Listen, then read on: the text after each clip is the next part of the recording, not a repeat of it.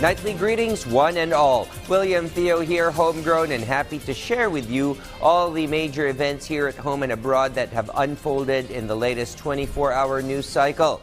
And we kick off tonight's show with the latest deal inked by a triumvirate of the country's biggest business moguls and the DENR to protect a strip of waterway critical to marine biodiversity and livelihood source to fisherfolk in the Mindroros, Romblon, Batangas, and Marinduque. Three of the biggest names in Philippine business who are jointly building the largest liquefied natural gas facility in the country in Batangas province came together yesterday to officially indicate their vow to preserve the richly biodiverse marine ecosystem of the Verde Island Passage, which covers the provinces of Batangas, Romblon, Marinduque, and the two Mindoro provinces.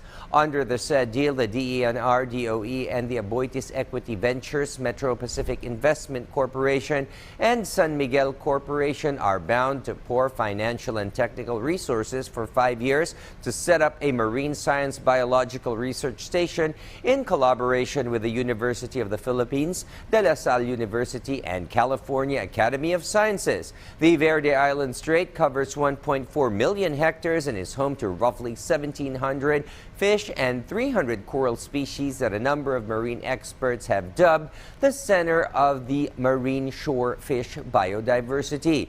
In addition, this perhaps gave the big three no recourse but to ink a deal.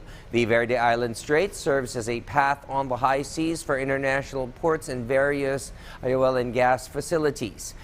An important piece of the Memorandum of Agreement focuses on ramped-up engagement with the fisherfolk communities that depend on the strait for their livelihood and help them sustain even more to improve profits earned from exploiting the resources from the strait.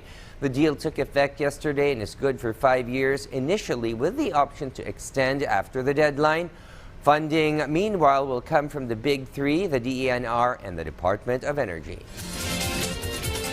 A key crossing for aid into rubble city Gaza that shut down over the weekend over rocket attacks by Hamas has reopened. Military authorities from the Israeli Defense Forces announced several hours ago the reopening of the Kerem Shalom crossing that serves as a route for badly needed humanitarian aid into Gaza, where hundreds of thousands are starving and in need of medical aid. This after Israel began its prelude of aerial bombing of a part of Rafah, where a major ground offensive is pending after Israel's refusal to agree to terms of Hamas's ceasefire proposal. Then again, this surprising move was made after Washington, D.C. paused a delivery of bombs pending a review of Israel's alleged gross violations of human rights and reported war crimes. Imagine voter information and digital data combined to create mass text and email messages on one's mobile or smartphone and then sent to tens of thousands of independent voters in swing states in a smidgen. Cool, isn't it? Just a sample of how artificial technology will be instrumental in the election of the 47th President of the United States in November this year. VOA's Scott Stearns has more.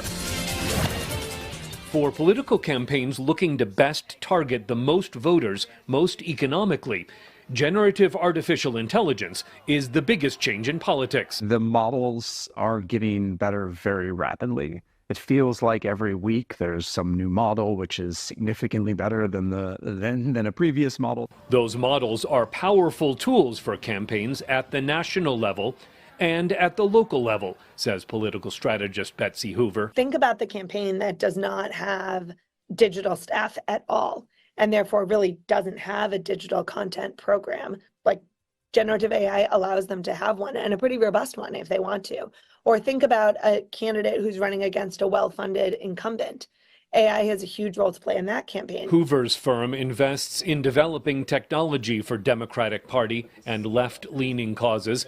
She says the key to machine learning in politics is, quote, doing it the right way. I don't really know exactly what every Republican campaign would say their standards are, but I do know that Democrats have a high standard for how we're going to use this new technology. And so I'm not really worried about falling behind if it is not ethical and responsible use of AI. In 2016, the Trump campaign used unprecedented social media advertising with hyper-personalized messages, working with the British data mining firm Cambridge Analytica to directly target individual voters in swing states. Brad Parsale was that campaign's senior advisor for data and digital operations. His firm Campaign Nucleus powers the 2024 Trump website. Parsale told a conservative Freedom Fest conference earlier this year that artificial intelligence can analyze voter data to create mass personalized text and email ads and deploy paid workers to pick up absentee ballots. In a couple of years, you're going to be able to have this running for office on your cell phone, an AI-driven press release machine, write your campaign emails, fundraising tech, everything right on your cell phone, all built for you. It's not just the campaigns. Polling by the American Press Institute and the Associated Press show 42% of American voters worry that news outlets will use generative artificial intelligence to create stories during this campaign. Scott Stearns, VOA News. At this point, our colleague in PTV's Pine City studios has the latest developments in the Cordilleras to share. Eddie? Naibagarabi, Pilipinas. Mapatabatta, dumano nun iti 24,000 nagiti informal settlers sa households. Gagdanagad ka iti lote a tagikwa ti gobyerno iti syudad ti Baguio. Karaman ka ito'y dagiti nasurok sa nga agnanaad ka iti talo military reservations the Philippine Military Academy, EJ Navy Base, Kam-Allen, Kelhuacan, nabukal iti Interagency Committee for Informal Settler Families on Military Reservation, nga dodolwan ti Department of Human Settlements and Urban Development, Cordillera, kadwa ti Philippine Military Academy, ken ti lokal a gobyerno ti Baguio City. Gapoy ti panagado dagiti illegal settlers iti military reservations, rinugyan ti Department of National Defense ti panagsubli dagitoy alote babaan iti demolasyon iti balay dagiti ISFS. Dagiti mat original settlers kadagiti military reservations may pangruna da iti may saksaka da relokasyon iti may sa adiso iti uneg ti military reservation. Mararami mat ti profiling tapno makita dagiti may pangruna iti housing projects ti gobyerno. Yung mga illegal occupants talaga, they need to be demolished. So, ongoing na yung mga demolition. Pero ang ano natin is, baka naman pwedeng i-prepare ni LGU. May social preparation din sa mga informal settler families na baka naman they can be accommodated doon sa sa 4PH program or sa socialized housing na.